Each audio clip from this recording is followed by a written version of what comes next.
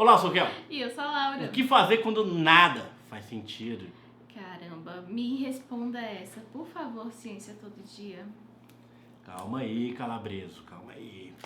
Por que existe algo ao invés de nada? O que tinha antes do universo? Se não tinha... Por que Calma existe... aí, Calabreso. Tá exaltado. Tá nervoso, cara. 8 anos de canal, primeira vez que eu Mas você meti essa. conseguiu, Não velho. sei, velho. É o play só aqui, ó. Não faço a menor ideia. Felipe, pô, E, por velho, eu favor. odeio que deixe cair meu fone, porque minha cabeça é muito grande e eu vivo estourando fone.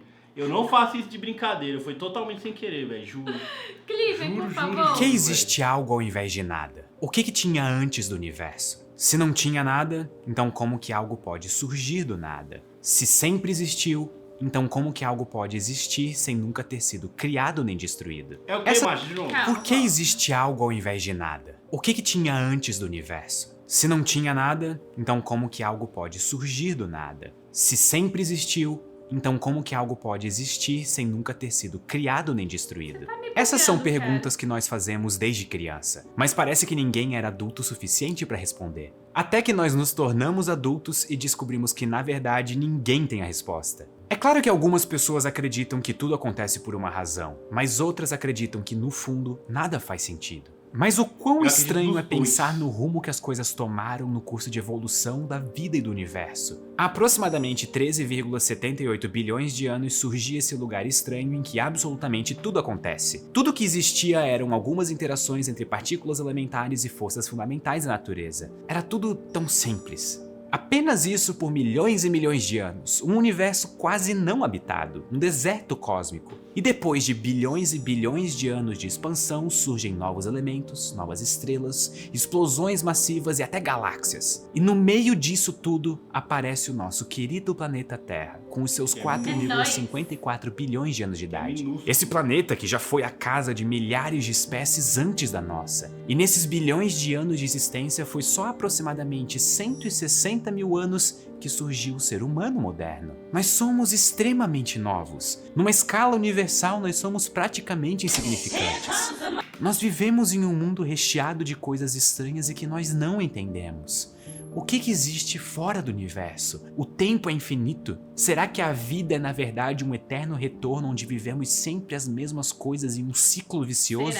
Será que Você está toda a preso nossa vida nisso? já estava pré-determinada? Existe livre-arbítrio? Se não, então eu posso fazer qualquer coisa? Se sim, o que eu devo fazer? E se de repente eu ficasse sozinho no mundo? Que sentido a minha vida teria? Calma, calma. Não me buga mais não, por Se favor. existe livre-arbítrio, então eu posso fazer qualquer coisa. O que eu devo fazer? Se existe destino e não existe o livre-arbítrio, eu posso fazer qualquer coisa. Porque o Inclusive destino nada. vai ser concretizado. Por isso que eu não acredito tanto em destino.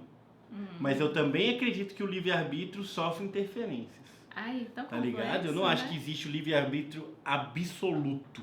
Existe Também acho que livre-arbítrio? Se não, então eu posso fazer qualquer coisa? Se sim, o que eu devo fazer? E se de repente eu ficasse sozinho no mundo? Que sentido a minha vida teria? Como que eu posso lidar com a frieza e a indiferença do universo? O que faz com que eu me sinta parte da sociedade e obedeça às regras que ela cria? Por que a maioria das pessoas sofre? Por que existe tanta injustiça? Como que nós podemos viver assim?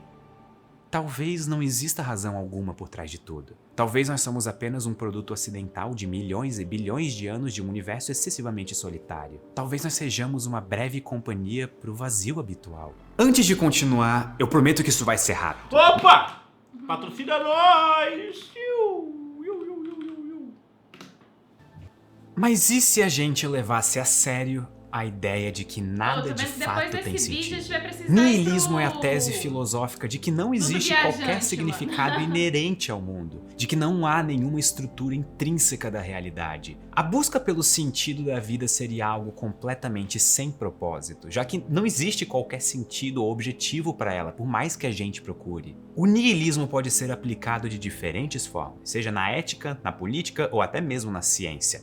Mas todas elas se baseiam em algumas ideias centrais. A primeira é de que não existe verdade, ou seja, não há qualquer noção ideal ou correta de verdade, e por isso as nossas ações morais têm respaldo somente em nós mesmos. A segunda é de que existir não tem propósito, portanto nós não precisamos de qualquer valor ou significado, já que não existe uma fundamentação da vida do universo. E para finalizar a terceira... E que ao mesmo tempo a gente vê lá no Ludo, né? Existir tem que ser o suficiente. É, velho. Apesar de que viver. existir não tem propósito, existir tem que ser o suficiente, velho. não tem propósito. Portanto, nós não precisamos de qualquer valor ou significado, já que não existe uma fundamentação da vida do universo. E para finalizar a terceira, tudo é sem sentido e nada do que a gente faz importa. Essas ideias já existiam pelo menos desde a Grécia Antiga, mas o niilismo começou a tomar mais forma e se popularizar nos séculos 19 e 20, com o termo cunhado pelo filósofo alemão Friedrich Jacob e levado adiante pelo escritor russo Ivan Turgenev. Hoje em dia, o nome mais associado ao niilismo, com certeza do filósofo alemão Friedrich Nietzsche, que utilizou o niilismo como uma das... com certeza do filósofo alemão Friedrich Nietzsche. Que utilizou o niilismo como uma das principais ferramentas contra o moralismo da sociedade e da religião na época em que ele vivia. Porém, existem algumas coisas nessa história toda que não são bem o que parecem. Para começar, o niilismo não é uma atitude pessimista. O pior não vai acontecer, simplesmente porque o mal não existe. Porém, o bem também não existe. Esses conceitos não possuem qualquer significado real. Somos nós que inventamos o que é o bem e o que é o mal. Enquanto uma pessoa pessimista vive nas sombras do sofrimento, a nihilista rejeita a existência de qualquer ideia de bem ou de mal. Não faz sentido falar de pessimismo quando o que você faz ou pensa simplesmente não importa. Nada importa. Mas cuidado, porque o nihilismo pode ter um potencial destrutivo a longo prazo, com efeitos danosos para o mundo e para as pessoas, além do pânico existencial. O que o nihilismo faz de melhor é nos ajudar a questionar os nossos pilares morais. Quem criou o sistema de crenças e valores que você adota? E por que você deveria aceitar algo tão arbitrário? Quem você seria se não tivesse nada nem ninguém pra te julgar agora? E é engraçado quanto a Quem gente... você seria? E quanto a gente mudou em 100 anos, né? Muito, Vai a vendo, mente tipo vai... assim, vai tipo, a sociedade mudou todo o sentido de certo e o errado. que era muito errado, já hoje é permitido. Você pega 500 anos, então, quantas coisas, né? Não Que a gente se impressiona às vezes com coisa, pô, piada de 2000, hoje já não pode. Já ligado? mudou. Então vai mudando esses conceitos, né? Se não tivesse nada nem ninguém pra te julgar agora. E por isso o niilismo pode ser visto como um estágio passageiro, porém necessário, para que a gente destrua e reconstrua os nossos valores sobre o significado da vida. Nietzsche alertava para tudo isso quando ele escreveu que o niilismo é a lógica de nossos grandes valores e ideais pensada até o fim. Porque nós primeiro tivemos que vivenciar o niilismo para descobrir, ver por trás o que era propriamente o valor desses valores. Ok, mas como fazer isso? Como destruir tudo que nós acreditamos e não enlouquecer no caminho?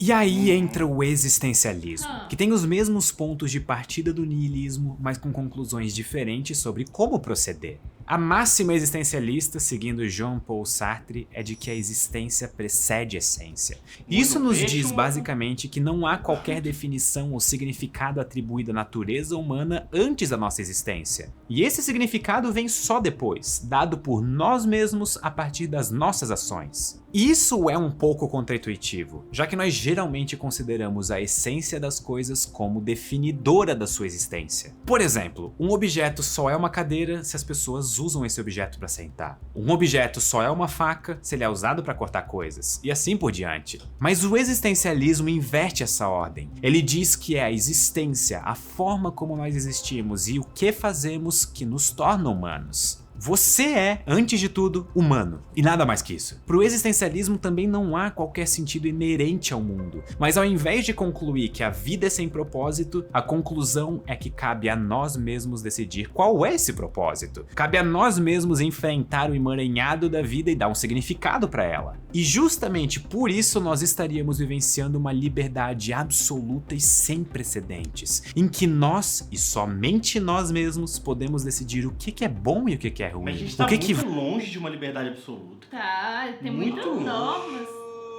Vale ou não vale a pena? E acima de tudo, apenas nós podemos dar significado à vida.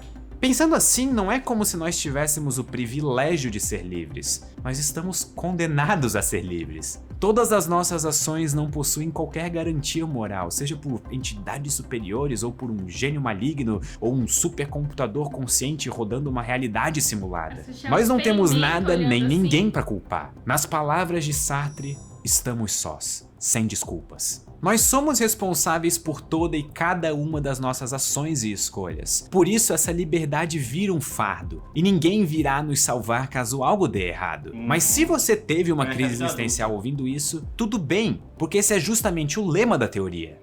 Enfim, alguém poderia se perguntar se toda essa falta de significado implica que a vida não vale a pena ser vivida. E é exatamente isso que o filósofo francês Albert Camus fez. No mito, Sísifo é o mais inteligente dos mortais. Em uma tentativa de se beneficiar, ele tenta enganar o deus da morte. Por isso os deuses se revoltam e decidem dar a ele uma pena pior do que a própria morte. Ele é condenado a passar toda a sua vida rolando uma pedra gigante até o alto de uma montanha, para que chegando lá, essa pedra role de volta para baixo e ele precise repetir o processo todos os dias. O mito é uma metáfora para a falta de propósito nas nossas vidas, para as empreitadas absurdas que a gente se envolve, desde o trabalho até guerras, além da inutilidade da existência humana como um todo, como se nós estivéssemos eternamente condenados a uma constante luta meio que desprovida de propósito. Camus tenta nos mostrar a contradição da condição humana. De um lado, nós temos uma realidade desprovida de sentido e bastante apática a nós, e do outro, nós temos um impulso quase incontrolável de busca por significado, ainda que isso seja impossível.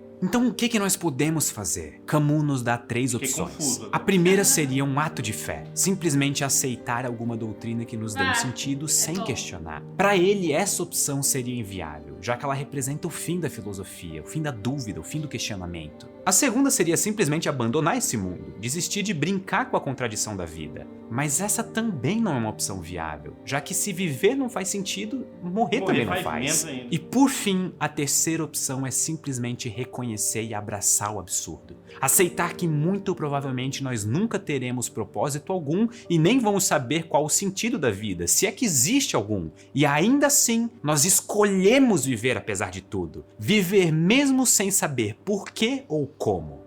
E essas são as ideias da filosofia absurdista, que surge como uma revolta diante da impossibilidade de significado. A nossa própria existência seria um ato de rebelião contra a impossibilidade de buscar sentido em um mundo opaco e vazio. É escolher viver o impossível e dar risada na cara do abismo existencial, não importa o quanto ele te encare de volta. Você abraçou a falta de sentido, você é a própria falta de sentido. E ainda assim, você tem a paixão de seguir vivendo em um mundo paradoxal e indiferente apenas porque sim, porque essa é a única liberdade possível, a única que não foi oferecida para você, que é viver o impossível, estar continuamente fazendo a escolha de existir mesmo que nada faça sentido. Porque no final das contas, ainda que talvez a gente nunca descubra qual que é o propósito de tudo, ou por que nós estamos aqui, ou como de fato o universo funciona, nós estamos tendo uma experiência extremamente improvável e única do universo. Nós estamos conscientes.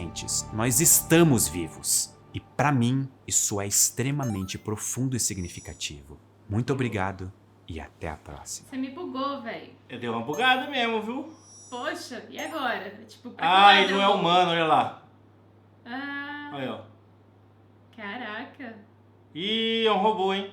Não confie nessas informações passadas. Sei não, hein? Imagine que eu... Suspeita, hein?